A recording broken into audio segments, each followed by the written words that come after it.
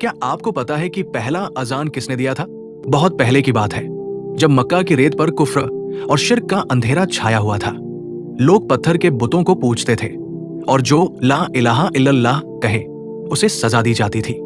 उसी वक्त मक्का में एक गुलाम थे, हजरत बिलाल बिन रबाह। वो एक नेक, सच्चे और शांत स्वभाव के इंसान थे। उनके मालिक उमैया बिन खलफ बहुत जालिम इंसान थे।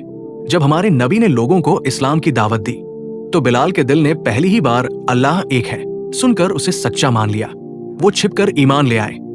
जब उमैया को मालूम हुआ कि बिलाल मुसलमान हो गए हैं तो उसने उन्हें रेत पर लिटाया, तीखी धूप, ऊपर से भारी पत्थर, और कहता, मोहम्मद को छोड़ दो, हमारे बुतों को पूजो।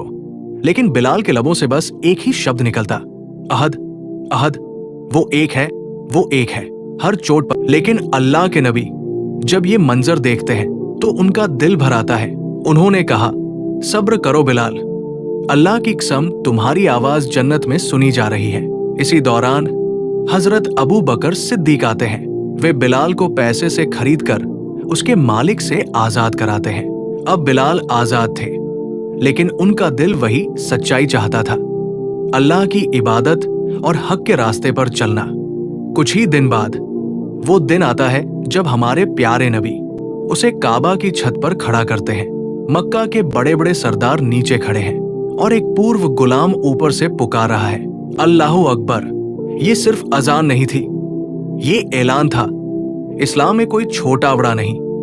हमारे प्यारे नबी गरीबों के साथ जमीन पर बैठते, गुलामों के साथ खाना खाते और फरमाते, इंसान की कीमत उसके पैसे से नहीं, उसके तकवा से होती है।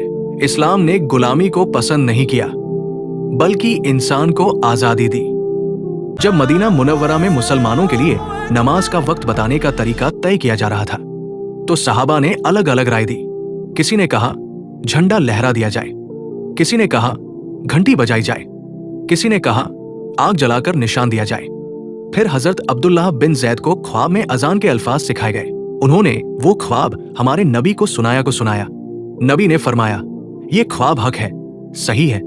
और फिर उन्होंने फरमाया, बिलाल तुम खड़े होकर अजान दो क्योंकि तुम्हारी आवाज बुलंद है। हजरत बिलाल ने फिर खड़े होकर अजान दी जो सबके दिलों को छू गई। इस तरह सबसे पहली अजान हजरत बिलाल ने दी थी। हमारे नबी के वफात के बाद हजरत बिलाल की आवाज में अब पहले जैसी मिठास नहीं रही। हर बार जब अशहदु अन्ना मुहम्मदुर रसूलुल्लाह कहते, उनकी आंखों से आंसू बहने लगते। उन्होंने मदीना छोड़ दिया और जिहाद में लग गए।